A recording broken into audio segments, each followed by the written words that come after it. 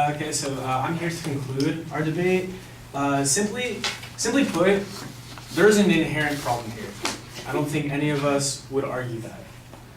There is a problem with the safety of these prostitutes. There are health issues, and inevitably there are economic ramifications of what goes on here, especially regarding the legalization of prostitution.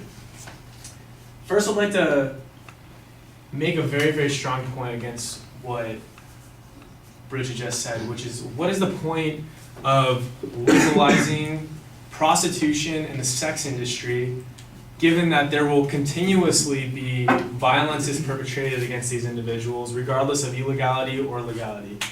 And the problem here is that what Trey and I are advocating isn't necessarily just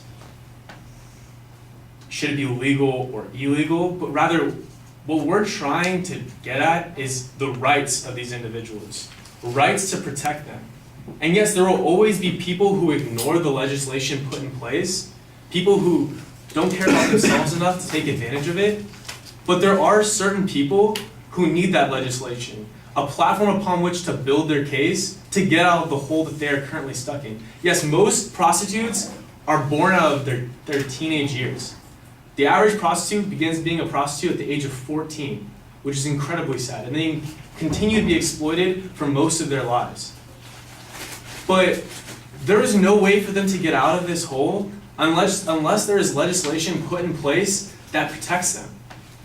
Bridget said that the fact that a police officer who is meant to uphold the law, the fact that a police officer suggested being bribed presents an issue in the system in and of itself, and yes, I agree.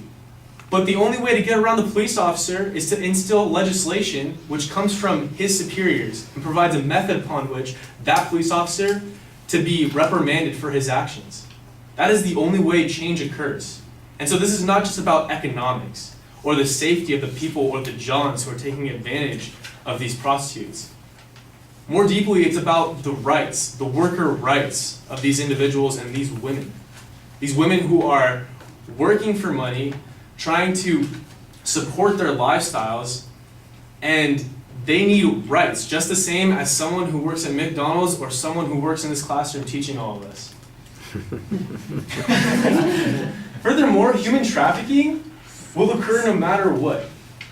But legislation put in place to give prostitutes a means to speak about the issues that they are dealing with is what is important here, as I've emphasized to you already. A prostitute who is stuck in the loop, the miserable loop of human trafficking, has no means of achieving any kind of justice, because if they go to the authorities, they're afraid constantly that they'll be in trouble for even having been involved. But if you make this legal, if you make prostitution legal, you've now effectively made it safe for them to come out and fend for their rights, to say something about these people who are human trafficking, to come out and maybe even become an informant for these police officers who, yes, need to learn how to deal with this evolving industry. It is evolving, and the fact that, and they continuously bring up points that, you know, because of the fact that these police officers need help to amend their ability to seek out prostitute trafficking, I'm sorry. They think that that's an issue. That's not an issue, because this is a continuum. This is an evolution, just as everything is in our lives. And change is constantly occurring, adaptation is constantly occurring. And if you ask me, the fact that they need help to change, the fact that in Sweden and other countries, they're constantly evolving, I see that as a strength of growing towards the goal, which is safety, health, a better economy, and most importantly, the rights of these women for their work environment. Thank you.